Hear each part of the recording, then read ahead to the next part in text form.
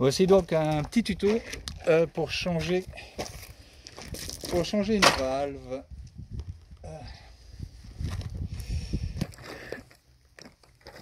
Donc voici un petit tuto pour changer une valve. A priori j'ai une fuite au niveau de la valve parce que sans arrêt c'est pneus à plat. Donc voici un outil qui est bien utile, qui vous évite d'avoir à changer, à démonter le pneu, de déjanter le pneu. Donc voici, et ça se compose d'un crochet, d'un enfonce valve et d'un entonnoir. Alors une petite démo, c'est relativement rapide. On va commencer par défaire l'ancienne valve. On prend le crochet, on enfonce et on tire. Donc relativement facile, hein. Ensuite, on a la valve qu'on a ici. On a ceci.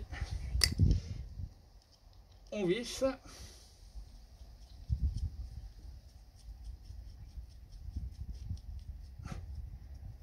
On met un peu d'huile ici. Un peu même, il ne faut pas hésiter à en mettre un peu, beaucoup, passionnément, à la folie. Ensuite, on met ceci dans le... et le coude.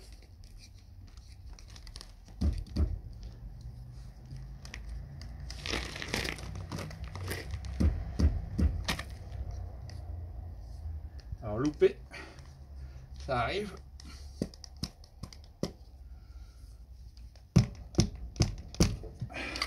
On va s'y reprendre. Tout ça vient du fait qu'il n'y a pas assez d'huile dans l'huile, donc ça a tendance à bloquer. Donc de l'huile, faut être assez copieux hein, quand même. Hein.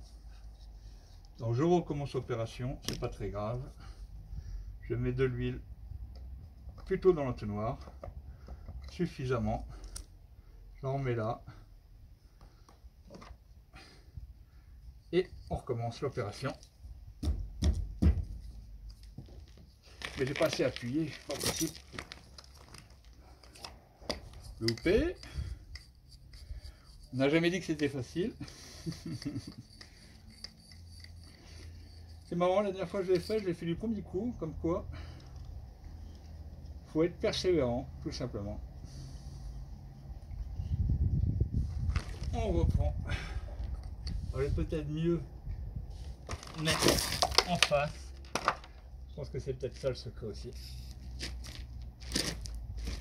Voilà.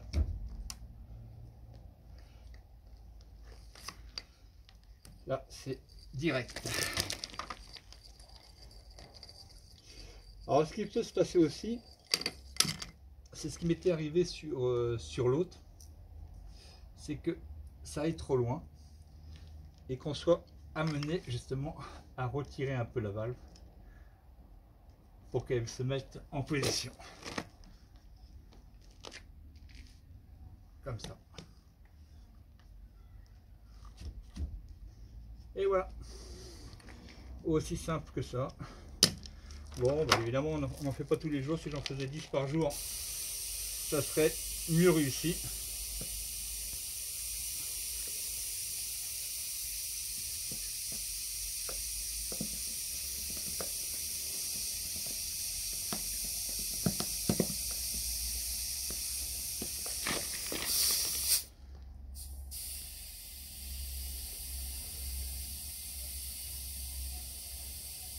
Je gonfle.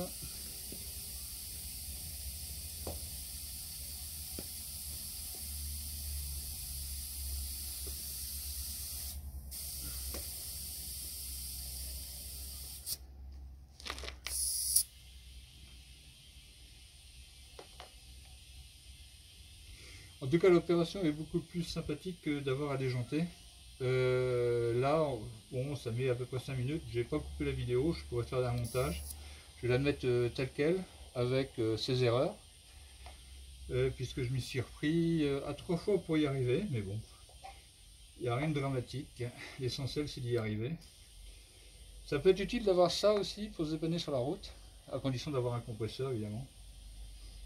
Parce qu'une valve qu'on nique en 4x4, c'est quand même relativement fréquent.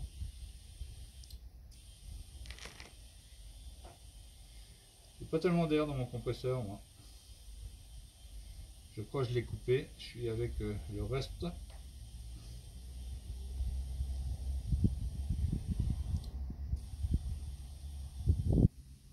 Et voilà, 2 bar 5, aucun problème.